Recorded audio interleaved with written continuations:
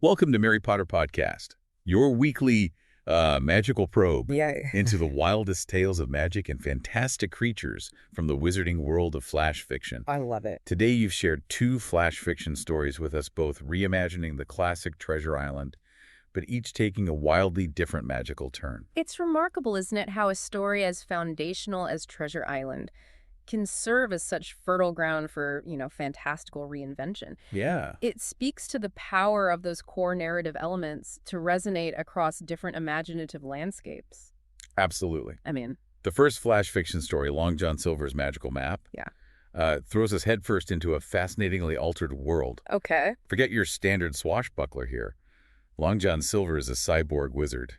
And his map doesn't lead to buried doubloons, but to an island promising amplified magical powers. Naturally, our young Jim Hawkins finds himself drawn into this new perilous adventure aboard a steamship called the Iron Mermaid. I love it already. Okay, let's unpack that for a second. Yeah. A cyborg wizard pirate. What does adding those elements immediately do to the story for you? Well, what's fascinating is how the introduction of both cybernetic enhancements and magical abilities instantly escalates the stakes. Right. This isn't just a pirate who's survived hardship. This suggests someone who has actively sought to transcend human limitations through both technology and magic. Right. This makes him a far more formidable and perhaps even less predictable adversary than the Long John Silver we're familiar with. Yeah. It prompts us to consider what happens when ambition fuses with such powerful, almost unnatural forces. That's a great point. And in the second flash fiction story, Treasure Island's Magical Treasure, the magical twists keep coming thick and fast. This time it's the treasure map itself that's enchanted, and not in a friendly way. It's imbued with dark magic. Oh. Jim Hawkins embarks on another treacherous voyage this time, with a crew of what are described as magical misfits on the Crimson Sails, and their antagonist, another cyborg, Long John Silver. But this one is a sorcerer who seeks to exploit the dark magic of the treasure for his own sinister ends. I see where this is going. It seems the allure of technological and magical augmentation is strong in this world. Very strong. What does having these two distinct yet similarly enhanced versions of Silver tell us? I think the duality in Long John Silver's portrayal across these two stories is particularly compelling. In one, he's striving to obtain immense magical power, suggesting a journey of transformation. Right. In the other, he already wields sorcery and seeks to command a dangerous source of dark magic, implying a character already steeped in its influence. Right. This allows us to examine different facets of ambition and the corrupting nature of power. Yeah. Is it the acquisition of power that corrupts, or the wielding of it? Or perhaps both when intertwined with the fantastical? Exactly. So with our magical probe today, we really want to explore these fantastical reinterpretations. Okay. How do magic and technology, particularly this cyborg element, reshape the familiar Treasure Island narrative that you know so well? What new kinds of dangers and possibilities emerge in these magical versions? Sure. And ultimately, what can these stories reveal about the enduring appeal of adventure and that persistent theme of how power can corrupt, now seen through this magical lens? That's a good question to start with. Here's where it gets really interesting. Indeed. Let's begin by focusing on the setting of Long John Silver's Magical Map. Okay. The change from a traditional sailing vessel to a steamship, the Iron Mermaid, immediately introduces a technological element. This steampunk-esque setting, a blend of Victorian aesthetics and fantastical technology, creates a unique atmosphere suggesting a world where magic and early industrial technology coexist and perhaps even influence one another. What strikes you as significant about this initial shift in setting? For me, it immediately signals a departure from the purely nautical challenges of the original story. Yeah. Now we have to consider not only the dangers of storms and sea monsters, but also the potential for mechanical failures and the unpredictable nature of this fusion of magic and technology. And then you factor in that Silver himself is part machine. It blurs the lines between human and something that might operate with a different kind of logic or morality. That's a crucial observation. Yeah. The cyborg element could be seen as dehumanizing Silver to some extent. Yeah. Potentially amplifying his ruthlessness or shifting his priorities away from traditional pirate codes. His motivation in this story to become a mighty emperor through amplified magic certainly suggests a grander, perhaps more megalomaniacal ambition than simply amassing treasure. Right. If we connect this to the bigger picture, it reflects a recurring theme in storytelling, the pursuit of ultimate power and its often detrimental effects on one's humanity, or in this case, perhaps one's magical essence as well. And Jim's reaction is quite telling, isn't it? He's not the completely naive cabin boy we first meet in Treasure Island. Right. He's already experienced adventure and witnessed villainy. Yet this restlessness within Jim, this yearning for something beyond the ordinary, still draws him to the promise of the map, despite his better judgment. Yeah. It makes you wonder about the enduring lure of the unknown, even for those who should know better. Precisely. Yeah. This highlights the persistent appeal of the unknown and the temptation of power. Yeah. Even for individuals who have previously encountered its perilous consequences. Jim's internal conflict is arguably intensified by the magical nature of the map. It's not just a piece of parchment. Right. It pulsates with energy, exerting a tangible, almost irresistible draw. Yes. This makes his decision to embark on this new adventure even more understandable, even if we question his wisdom. The crew of the Iron Mermaid is also wonderfully peculiar. A tattooed woman who converses with seagulls. A cabin boy with unusually large ears. A hulking navigator who speaks a foreign tongue. Interesting. They're certainly a far cry from the typical band of pirates, aren't they? What does this unusual crew contribute to the story's atmosphere? This eclectic and somewhat bizarre crew really underscores the fantastical nature of this particular reimagining. It suggests a world where the boundaries between the mundane and the magical are far more fluid, where the extraordinary might be commonplace. These aren't just your average seafarers. They possess strange, perhaps even subtly magical quirks that hint at the wider strangeness of this blended, magical, technological world. Then they reach the island. Yes. And it's no ordinary tropical paradise. Yeah. This island is enveloped in sentient mist. Oh, wow. That's a significant escalation of the environmental dangers. It's no longer just about navigating treacherous terrain. It's about surviving an environment that seems to possess a consciousness and actively resists their presence. I see. What kind of new challenges does this introduce? What's particularly captivating here is the personification of the environment. The mist isn't just a weather phenomenon. It's described as writhing and coiled, with tendrils reaching out like grasping claws. This transforms the island itself into a character and active participant in the unfolding drama, and a formidable obstacle that the adventurers must contend with. It adds a layer of almost mythical danger to the traditional adventure narrative. And Silver's relentless pursuit of the source of magical power ultimately leads to a rather dramatic and somewhat ambiguous conclusion for him, doesn't it? It does. He's consumed by the very power he so desperately seeks. What message do you think that ending conveys? I think this serves as a potent cautionary tale about the perils of unchecked ambition and the seductive but ultimately destructive nature of absolute power. Silver's greed, amplified by the allure of immense magical power, ironically leads to his demise. Yeah. The fact that he vanishes in a flash of blinding light and the archway collapses leaves a lasting impression of the raw, untamed power he craved, a power that is ultimately uncontrollable and perhaps inherently dangerous. And Jim's reaction to all of this marks a significant departure from the conclusion of the original Treasure Island. He doesn't just gain material wealth, he undergoes a profound transformation. It does change him. He's survived an encounter with something far beyond mere piracy. He's faced sentient mist and witnessed the destructive force of amplified magic firsthand. How do you see this experience shaping his character moving forward? Precisely. His final reflection that he's now a survivor of a magic far darker than buried gold powerfully underscores the lasting impact of this adventure. Right. He's no longer just grappling with human greed and betrayal, but with forces that transcend the natural world.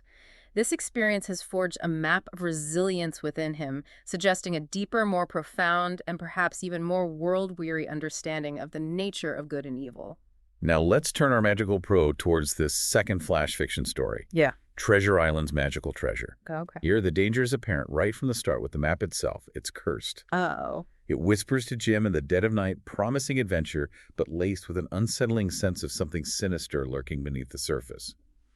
What effect does this have on the overall tone of the story? This immediately establishes a much darker and more ominous tone. Compared to the first story, the treasure isn't just passively waiting to be discovered. Yeah. It's actively luring Jim, suggesting a malevolent intelligence, or at least a dangerous magical influence at play.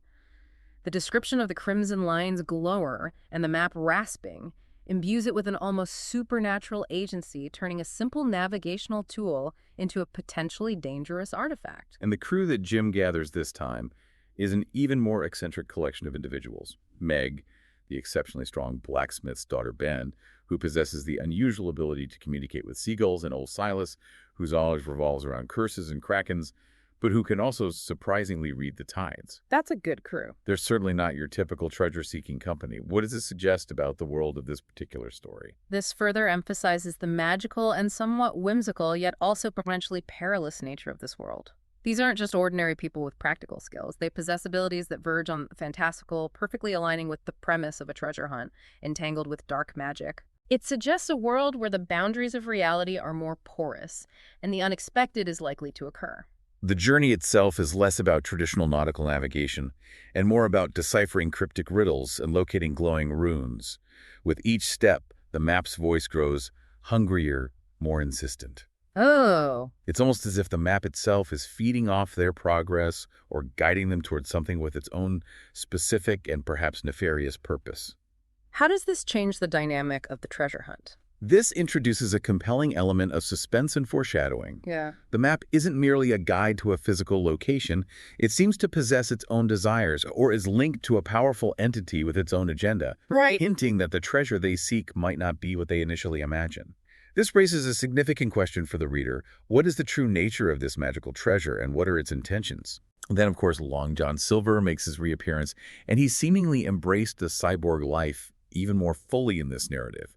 He's missing both an arm and a leg, replaced by gleaming chrome prosthetics, and he's accompanied by a monstrous parrot with glowing red eyes. Oh my. He's truly become the steampunk villain of nightmares. Yeah. What impact does this heightened level of augmentation have on his character? The vivid description of Silver here is striking and underscores his transformation into something increasingly mechanical and less conventionally human. Yeah. The glowing red eyes of his parrot further amplify the sense of menace and the otherworldly nature of this encounter. His greeting to Jim, "Shiver me" circuits is a wonderfully inventive blend of classic pirate slang and his technological enhancements, highlighting the fusion of these two distinct elements within his character.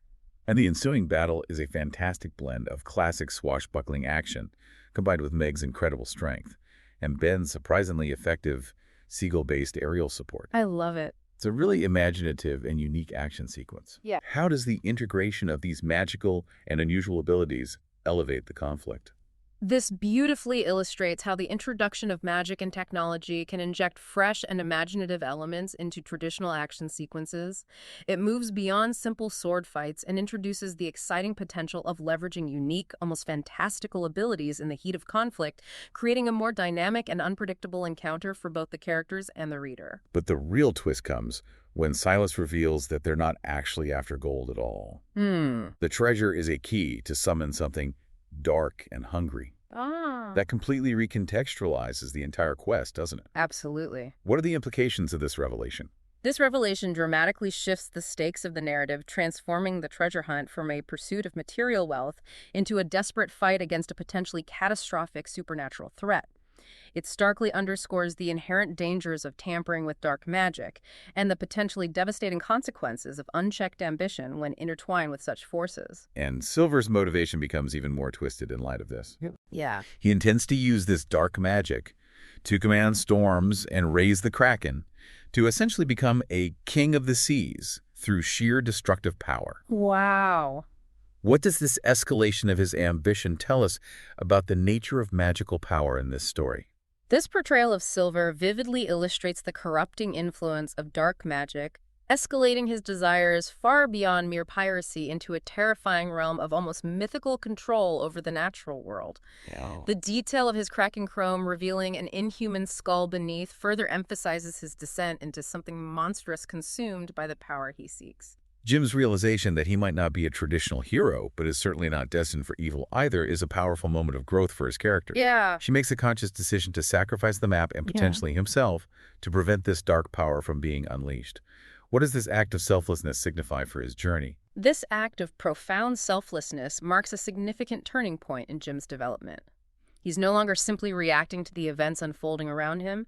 He's making a conscious and courageous choice to actively fight against a greater evil, even at great personal risk. Right. His connection to his newfound companions, Meg, Ben, and Silas, provides him with the strength and moral compass to resist the allure of the map and Silver's dark ambition. The way he ultimately disposes of the map, leaping into the sea with it, creates a dramatic climax. And the fact that the water propels him back to the surface and the map's ominous light shifts to something resembling the rising sun feels almost like a reward for his selfless act. Right. What do you make of this almost symbolic ending? This suggests that even dark magic, a force of corruption and destruction, can be countered by acts of courage, selflessness, and perhaps even connection to something inherently good or natural. The map's transformation mirrors Jim's own inner transformation and the triumph of good over evil. Yeah. The subsequent sinking of the island further emphasizes the eradication of this dark influence from the world. And the ending, with Jim and Meg establishing a new tavern under the name The Crimson Tide, offers a sense of hope and a well-deserved second chance. Right. Even the Silas map tucked away serves as a reminder that while the immediate threat may be gone, the memory of their extraordinary adventure and the potential for future magical encounters still lingers. Indeed. Both of these flash fiction stories take the core elements of Treasure Island, the map, the perilous journey, the complex and compelling figure of Long John Silver, and the transformative growth of Jim Hawkins, and reimagine them through the exciting lens of magic and even steampunk-inspired technology. Yeah. This naturally leads us to consider what truly happens when familiar tales are infused with the fantastical. How does the introduction of magic not only heighten the stakes, but also fundamentally alter the nature of good and evil within these narratives? It's truly fascinating how the introduction of magic acts as an amplifier for everything. The treasure isn't just gold anymore. Right. It becomes a source of immense power or a key to unimaginable darkness. The villains aren't merely greedy pirates. They're wielding forces that could potentially reshape the entire world. And the heroes are forced to confront threats that extend far beyond human adversaries and venture into the realm of the supernatural. Consider the stark contrast between the two stories in this regard.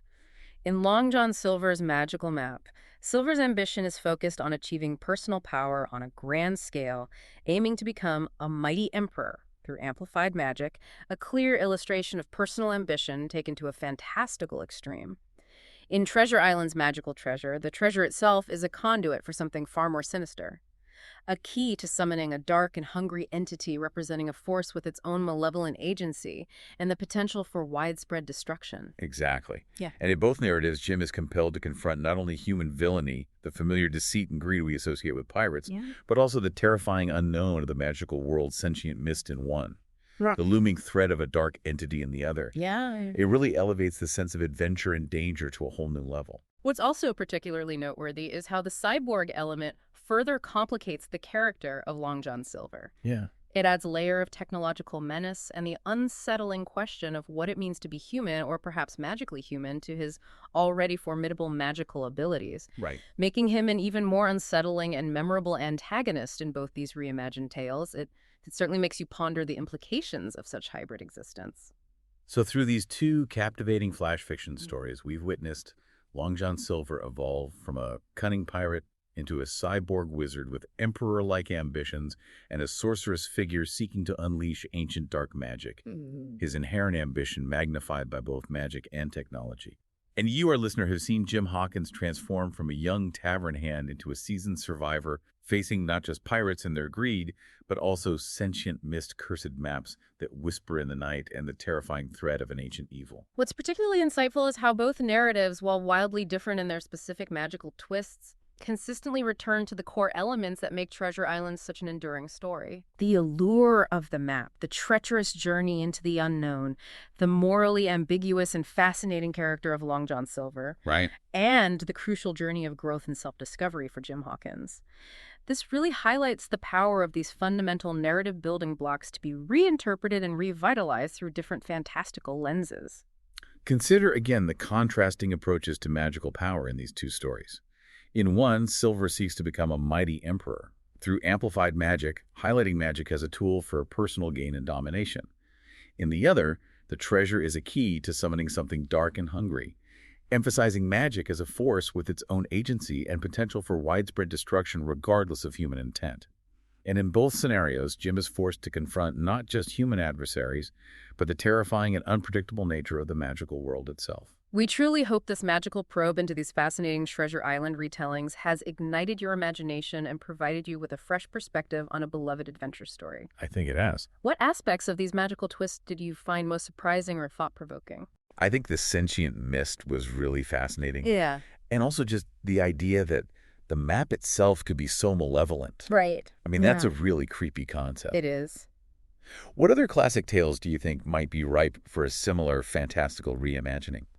I mean, I think any story that has adventure at its core could be reimagined in this way. I mean, you could take the Odyssey and add a magical element to it. You could take the Adventures of Robin Hood and add a steampunk element to it. Right. The possibilities are endless. We encourage you to continue pondering these ideas and perhaps even try your hand at crafting your own magical flash fiction inspired by the stories you love. Rate and follow Mary Potter Podcast for more captivating tales from the ever-expanding wizarding world of flash fiction. I look forward to it.